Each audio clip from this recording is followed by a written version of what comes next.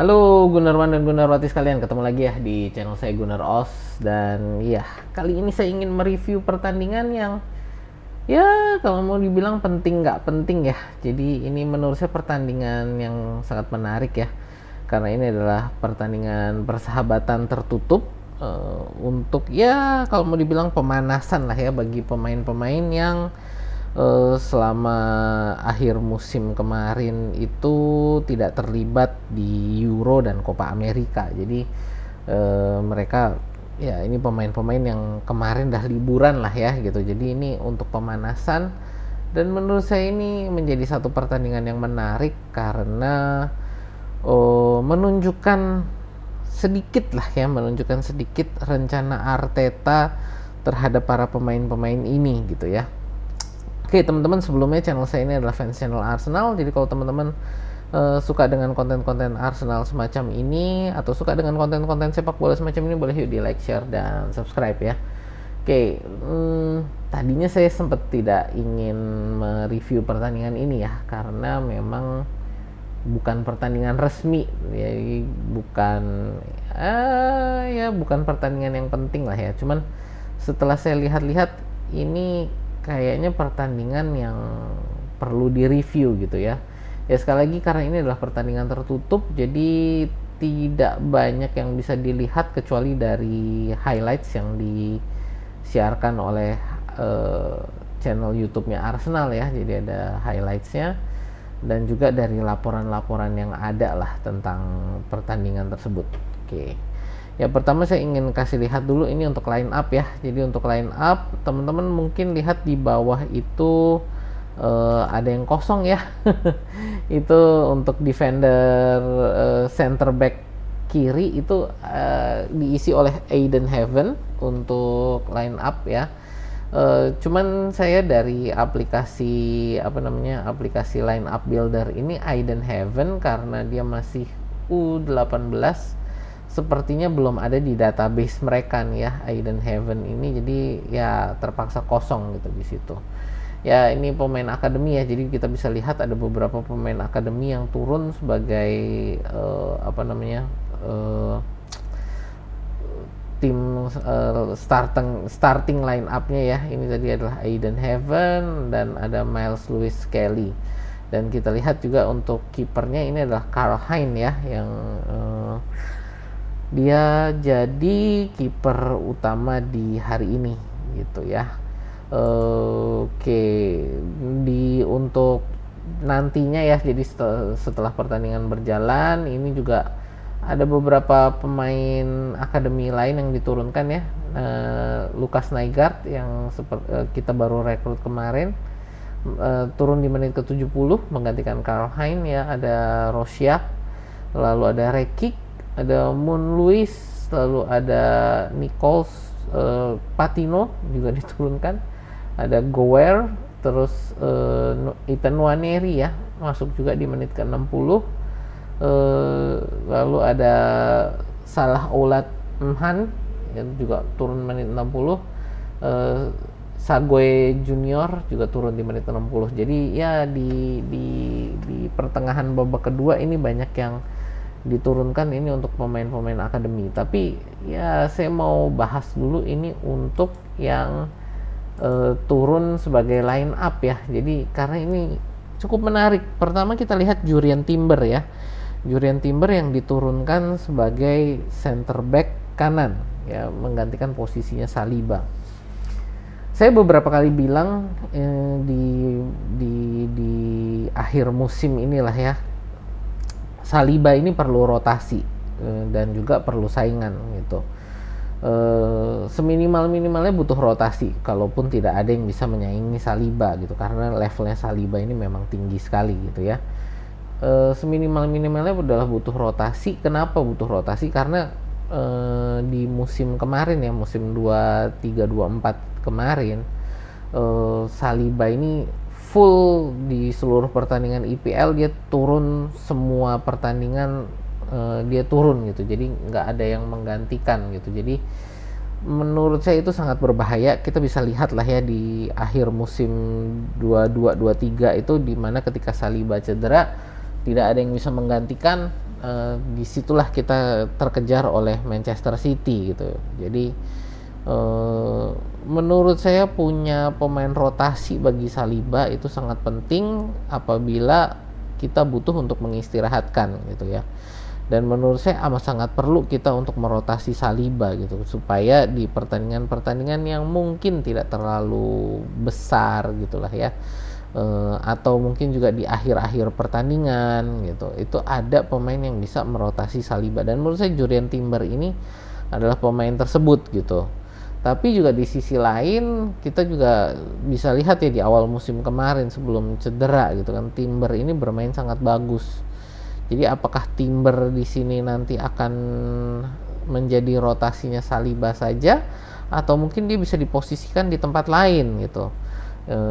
Apalagi kalau kita lihat Calafiori sudah mau datang ya, itu kemungkinan besar berarti back sebelah kiri ini akan diambil oleh Calafiori gitu. Jadi ini juga menunjukkan bagaimana ya nanti Timber ini akan digunakan gitu. Apakah bisa juga dia digunakan sebagai pemain defensive midfield karena kemampuan dia yang mampu untuk berani maju ke depan, bagaimana dia juga sangat nyaman membawa bola ke depan, ya bisa juga mungkin dia nanti berotasi di posisi central defensive midfield ini ya, dimana ya kita bisa bilang Thomas Partey ini hampir pasti mau dijual. Lalu juga tinggal ada Jorginho, Declan Rice juga menurut saya lebih bagus di posisinya di posisi nomor 8 sebelah kiri gitu ya. Nah ini jadi menurut saya sesuatu yang perlu kita lihat juga nih ya. Jadi Jurrien Timber ini kedepannya gimana, cuman dengan dia diletakkan di sini sebagai central defender sebelah kanan, menurut saya ini juga menunjukkan bahwa kemungkinan dia akan menjadi rotasi Saliba. Lalu yang perlu kita lihat juga ini adalah Myles Lewis Kelly ya. Myles Lewis Kelly ini kalau di akademi dia didaftarkan dia itu sebagai central defensive midfield. Jadi posisi dia adalah posisi nomor 6. Tapi kemarin ini kita lihat waktu dia ditaruh di posisi nomor 8 ya, kerjasama dia dengan Nelson dan Nketiah di sisi sebelah kiri ini sangat fluid gitu. Jadi ya kita lihat nih ke depannya Myles Lewis Kelly ini apakah bisa mengisi posisi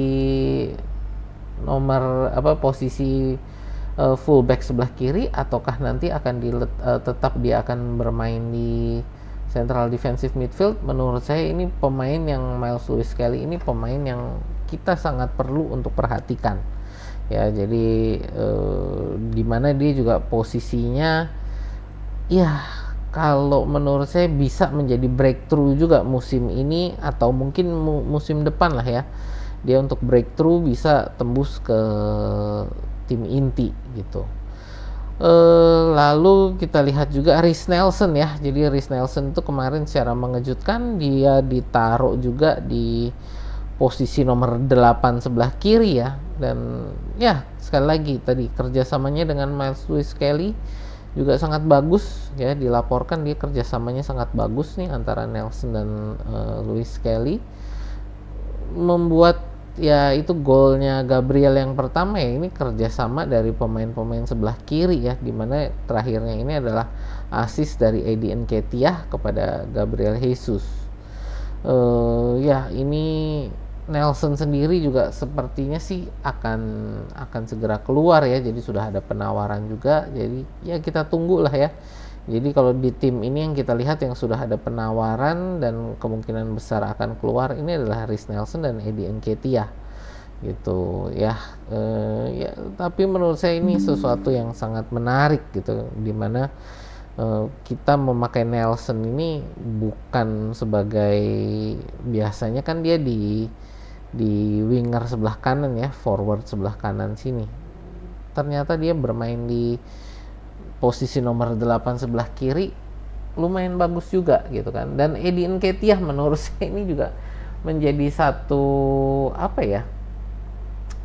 Ya satu kejutan lah ya ketika dia bermain di winger sebelah kiri, ternyata pace-nya dia itu juga cukup mengerikan gitu ya.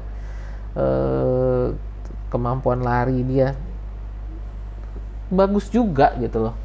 Ya tapi sekali lagi Nketiah ini finishingnya ya, kita lihat dia ada 3 kali kesempatan finishing di depan gawang, ini tidak bisa dimanfaatkan dengan baik. Satu menurut saya memang sangat sulit, tapi menurut saya 2 yang lain seharusnya bisa lebih bagus lah ya, walaupun mungkin tidak gol tapi harusnya bisa lebih bagus di 2 kesempatan yang lain itu. Gabriel Jesus juga menunjukkan penampilan yang sangat bagus ya, dengan 1 gol dan 1 assist. Nah ini Gabriel Jesus ini apakah dia bisa kembali seperti di awal musim 22-23 gitu ya, 23-24 ya, di awal musim 23-24 dia kan sangat bagus ya mainnya. Sayang sekali setelah cedera itu, cedera di mana, Piala Dunia ya, ini kemampuannya menurun gitu kan ya. Mungkin memang masih ada masih ada pemulihan pasca cederanya kali ya, yang dimana ya bukan secara fisik tapi mungkin secara mentalitasnya ya yang masih harus dipertajam lagi. Tapi kita lihat kemarin dia permainannya cukup bagus, cukup mengancam berkali-kali, membuat defender lawan juga kacau balau gitu ya. Jadi ya kita lihat semoga kedepannya ini Gabriel Jesus juga bisa bersaing dengan Kai Havertz menurut saya untuk posisi nomor 9 ini.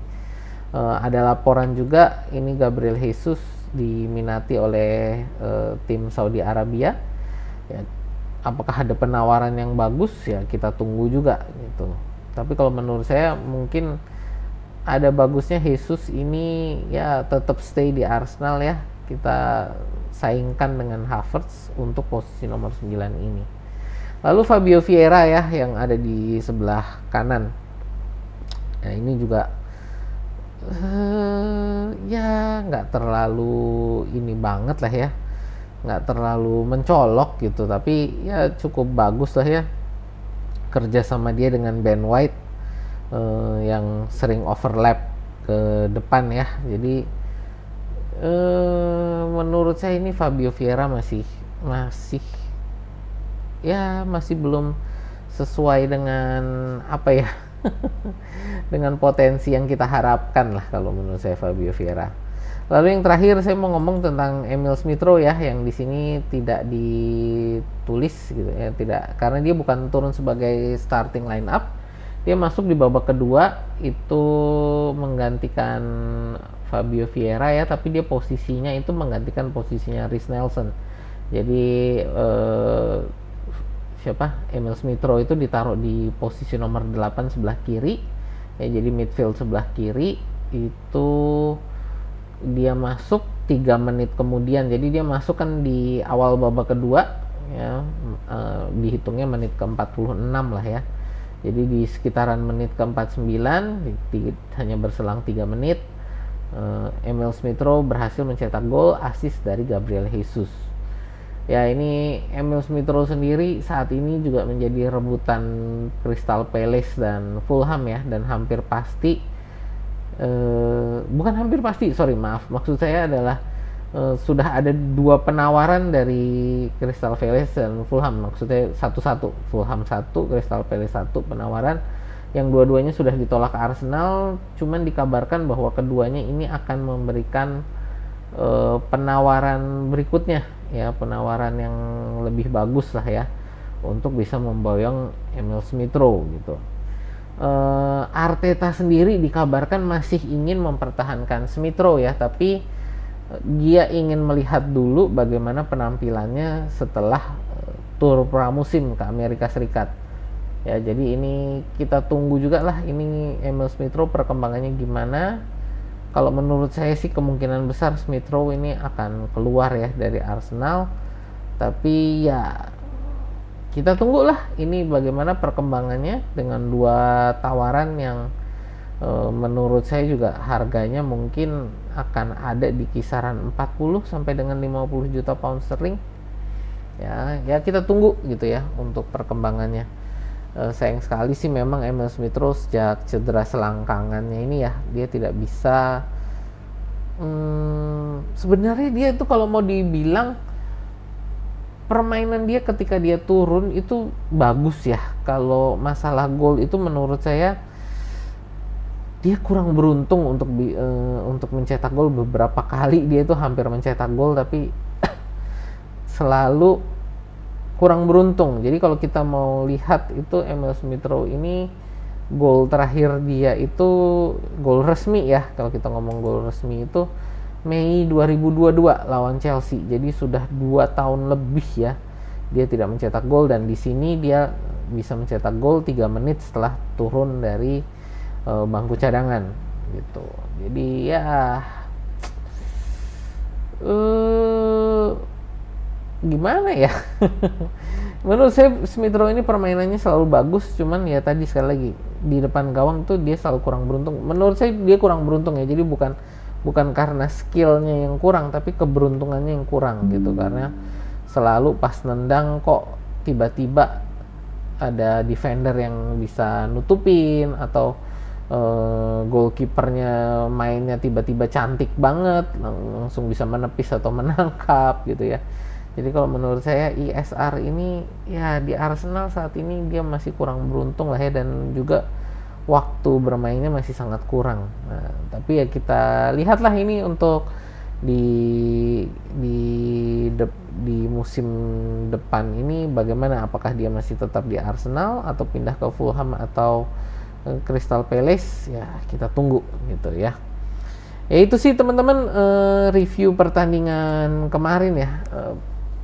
Pertandingan persahabatan tertutup antara Arsenal dan Leyton Orient. Bukan pertandingan yang penting, tapi menurut saya ini memberikan gambaran kira-kira apa yang direncanakan oleh Arteta terhadap pemain-pemain yang ada saat ini gitu ya. Saya juga sangat tertarik apakah nanti Karl Heinz akan menjadi kiper kedua Arsenal kalau memang Aaron Ramsdale itu nanti jadi dijual gitu ya, karena kita sudah ada rencana membeli siapa sih kemarin itu kiper dari Wolves itu untuk sebagai kiper nomor 3 kita gitu ya. Ya kita tunggulah ini perkembangannya bagaimana. Tapi yang pasti ini review pertandingan yang menurut saya cukup menarik. Semoga juga bisa membuat teman-teman ada gambaran kira-kira para pemain ini nanti ke depannya akan digunakan bagaimana oleh Arteta di musim depan. Ya itu aja sih dari saya. Terima kasih ya yang sudah menonton sampai sini. Terima kasih untuk like dan subscribe-nya juga ya, yang sudah selama ini sangat membantu ya bagi saya. Itu aja, sampai jumpa di video kita berikutnya ya.